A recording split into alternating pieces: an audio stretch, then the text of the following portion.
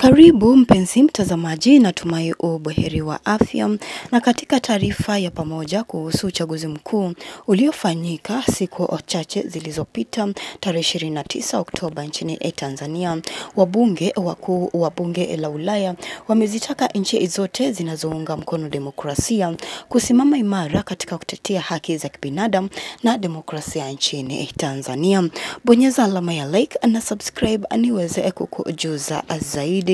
Na bunge hilo la Ulaya lilisema kuwa wakati wa Tanzania walipokuwa wanaenda kupiga kura, jumuiya ya kimataifa ilifuatilia kwa wasiwasi mkubwa kwa kuwa kile ambacho kilipaswa kuwa sheria ya demokrasia iligeuka na ikawa ukandamizaji, vitisho na hofu. Uchaguzi huo hauwezi ukachukuliwa kama wa huru na haki. Hii ni kwa mujibu wa bunge la Ulaya. Na udanganyifu haukuanza katika sanduku la kura, bali lilianza miezi kadhaa iliyopita kwa kuwa viongozi wa upinzani walikuwa wakinyanyaswa, ikandamizwa na pia kukamatwa na vyama vyao kuzuiwa, na nafasi ya kiraia inaonekana kuwa imebomolewa kwa makusudi, na wengi wanaendelea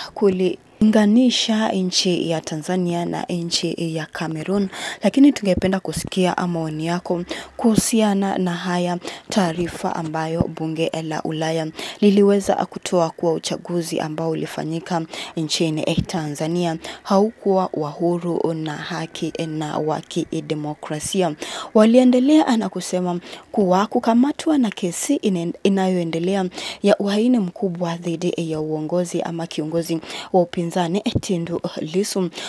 ambaye kosa lake pekee ni kudai uchaguzi huru na wa haki, kunadhihirisha kuporomoka kwa thamani ya kidemokrasia na uhuru wa mahakama nchini Tanzania. Wameendelea kusema kuwa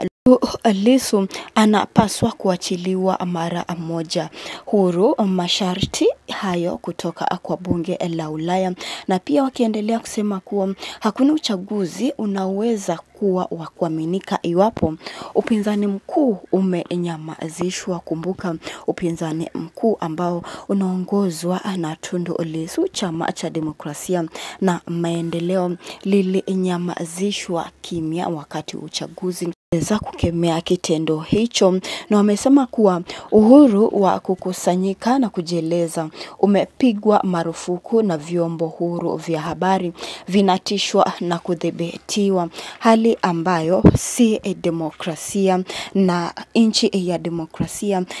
pasa iwape vyombo vya habari uhuru wa kujieleza na pia viongozi wa upinzani uhuru wa kujieleza. Na ripoti kuhusu udanganyifu, vizuizi dhidi ya waangalizi na washambulizi dhidi ya wakosoaji zimeharibu zaidi uadilifu, na kwa sasa tume hiyo ama bunge hiyo la Ulaya limesema hakuna uadilifu, na kuwa uchaguzi mkuu ambayo ilifanyika